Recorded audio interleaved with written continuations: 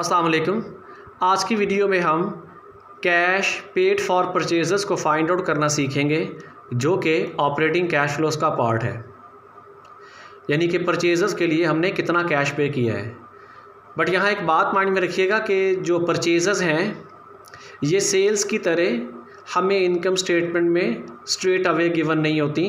यानी कि जैसे सेल्स डायरेक्ट गिवन होती हैं, लिखी होती हैं इनकम स्टेटमेंट में, वैसे परचेजेस की अमाउंट मेंशन नहीं होती।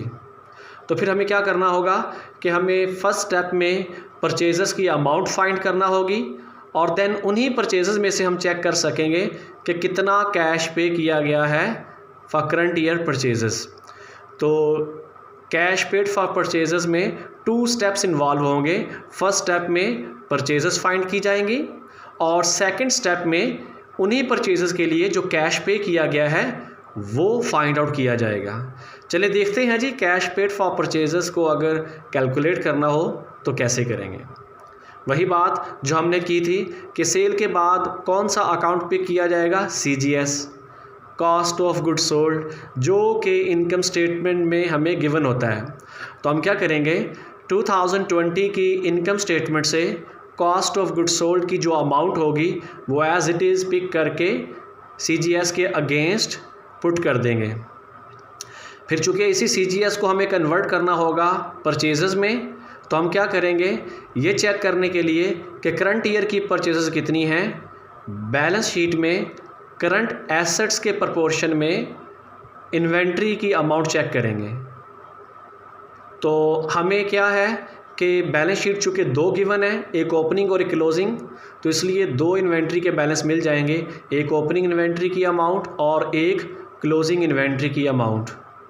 ओपनिंग इन्वेंट्री 2019 की बैलेंस शीट में लिखी होगी और क्लोजिंग इन्वेंट्री 2020 दिसंबर 31 की बैलेंस शीट में लिखी नज़र आएगी आपको। जो भी अमाउंट होगी उसे as it is opening inventory के अगेंस्ट और क्लोजिंग इन्वेंट्री के अगेंस्ट बिल तरतीब रिकॉर्ड कर देंगे। अब यहाँ समझने की बात यह है कि ओपनिंग इन्वेंट्री जो कि आपको पिक्चर में लेस होती हुई नज़र आ रही है वो क्यों की गई है और क्लोजिंग इन्वेंट्री को ऐड क्यों किया गया है। ज़ाहिर सी बात है कि यहाँ हमारा ऑब्जेक्टिव क्या है, हमारा ऑब्जेक्टिव है कि परचेजेस फाइंड आउट करना, क्योंकि बात हुई थी फर्स्ट स्टेप में परचेजेस फाइंड करेंगे। तो ओपनिंग इन्वेंट्री अभी मैंने थोड़ी देर पहले बात की कि 2019 की बैलेंस शीट से पिक की गई है। अब अगर एक इन्वेंट्री 2019 की बैलेंस शीट में लिखी नज़र आ रही थी तो ये तो हो ही नहीं सकता कि वो 2020 की परचेजेस हों। तो इसलिए चूँकि ये परचेज़ 2020 की नहीं है, रादर 2019 की परचेज़ कंसिडर की जाएगी। तो हमें क्या, कौन सी परचेज़ फाइंड करनी है, 2020 की। मैं रिपीट कर दूं, क्योंकि ओपनिंग इन्वेंट्री 2019 की बैलेंस शीट से है और ये 2020 की परचेज़ नहीं हो सकती और मेरा ऑब्जेक्टिव है 2020 की परचेज़ फाइंड आउट करना फर्स्ट। तो दिस इज़ द रीज़न कि ओपनिंग इन्वेंट्री माइनस हुई है। इसी तरह क्लोजिंग इन्वेंट्री जो है ओपनिंग का ऑपोजिट है, यानी कि करंट ईयर की परचेजेस कंसिडर की जाएंगी, इन्हें ऐड किया गया है। अभी यहाँ पे देखिए मैंने बिल्कुल लेफ़्ट पे CA लिखा हुआ है, ये आप लोगों की आसानी के लिए है, लिखा है कि करंट एसेट्स, यानी कि ओपनिंग और क्लोजिंग इन्वेंट्री की जो अमाउंट है ये करंट एसेट्स के पोर्शन से आप चेक कर सकते हैं। ओके, तो CGS में ओपनिंग इन्वेंट्री को माइनस किया और क्लोजिंग इन्वेंट्री को ऐड किया, तो हमें जो अमाउंट फाइंड आउट यहाँ हुई वो है परचेजेस। अब इन्हीं परचेजेस में से चेक करना है कि कितना कैश पे हुआ है और कितना स्टिल पेएबल है। जैसा कि सेल्स भी क्रेडिट पे हो सकती थी, सेम उसी तरह परचेजेस भी क्रेडिट में हो सकती हैं। तो अब ये चेक करने के लिए क्या ये बिज़नेस क्रेडिट में बाय भी करता है या नहीं करता, हमें करंट लायबिलिटीज़ में चेक करना पड़ेगा। अगर तो वहाँ पर अकाउंट पेएबल का टाइटल एग्जिस्ट करता है, दैट शोज़ कि ये बिज़नेस जो है क्रेडिट पे परचेज़ भी करता है। तो चूँकि हमारे पास 2 बैलेंस शीट है इसलिए हमने वहाँ से भी दोनों अकाउंट जो पेएबल के हैं उन्हें पिक किया और यहाँ लिख लिया। तो देखिए यहाँ पे ओपनिंग अकाउंट पेएबल भी लिखे नज़र आ रहे हैं और क्लोजिंग अकाउंट पेएबल भी आपके सामने लिखे हुए हैं। अब अगेन यहाँ पे ये बात समझिए कि ओपनिंग अकाउंट पेएबल को ऐड क्यों किया गया है और क्लोजिंग को माइनस क्यों किया गया है। ओपनिंग अकाउंट पेएबल चूँकि लास्ट ईयर के थे, प्रीवियस ईयर के थे, जो 2019 था, और आपको आइडिया है कि इसकी लाइफ भी मैक्सिमम जो 1 साल हो सकती है।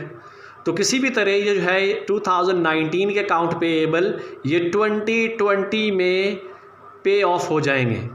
इट मीन्स इनमें कैश इन्वॉल्व हो जाएगा। तो अब हम चूँकि कैश फ्लो स्टेटमेंट बना रहे हैं 2020 की, तो 2019 के जो पेएबल हैं वो पे हो रहे हैं 2020 में। तो दिस इज़ द रीज़न कि ओपनिंग अकाउंट पेएबल ऐड हो रहे हैं, क्योंकि इनमें कैश इन्वॉल्व हो गया, आपने कैश पे कर दिया है। और जो क्लोजिंग अकाउंट पेएबल है वो नाम से शो हो रहा है कि स्टिल पेएबल है, यानी कि 2020 दिसंबर 31 जो करंट ईयर था इसके लास्ट डे तक आप अपनी बैलेंस शीट में ये लिख रहे हैं कि अकाउंट पेएबल। अब अगर पे कर दिया होता तो फिर पेएबल तो ना होता। अब यहाँ पे लिखा नज़र आ रहा है अकाउंट पेएबल, यानी कि क्लोजिंग अकाउंट पेएबल। तो इट मीन्स कि ये अभी पे नहीं हुआ। जब पे नहीं हुआ तो इसमें कैश इन्वॉल्व नहीं हुआ। अब अगर कैश इन्वॉल्व नहीं हुआ तो इसे फिर करंट ईयर की कैश फ्लो स्टेटमेंट में कंसिडर नहीं किया जाएगा। अब जो मैंने कहा कि कंसिडर नहीं किया जाएगा, इसका मतलब है इन्हें परचेज में से माइनस कर दिया जाएगा। ये क्लोजिंग अकाउंट पेएबल जो कि लिखा नज़र आएगा 2020 की बैलेंस शीट में, ये 21 की कैश फ्लो का पार्ट बनेगा, क्योंकि इसकी पेमेंट वहाँ होनी है। करंट ईयर में तो इसकी पेमेंट नहीं हो रही, तो इसलिए इसको यहाँ माइनस किया है। तो प्लीज़ यहाँ पे देखिए, ओपनिंग अकाउंट पेएबल ऐड हुए हैं और क्लोजिंग अकाउंट पेएबल माइनस हुए हैं, और आंसर हमारे पास आ रहा है कैश पेड फॉर परचेजेस का। यही सेम बैलेंस जो है ये हम ऑपरेटिंग कैश फ्लोज में जो सेकंड हमारी कह लिए एक्टिविटी होती है या जो स्टेटमेंट लिखी होती है हमने वहाँ पे कैश पेड फॉर परचेजेस उसके अगेंस्ट लिख देंगे। दूसरी बात, जैसे परचेजेस में ओपनिंग अकाउंट रिसीवेबल ऐड हुए थे, वैसे ही यहाँ पर ओपनिंग अकाउंट पेएबल ऐड हुए हैं। रीज़न मैंने पहले एक्सप्लेन कर दी है। Thank you very much, good luck.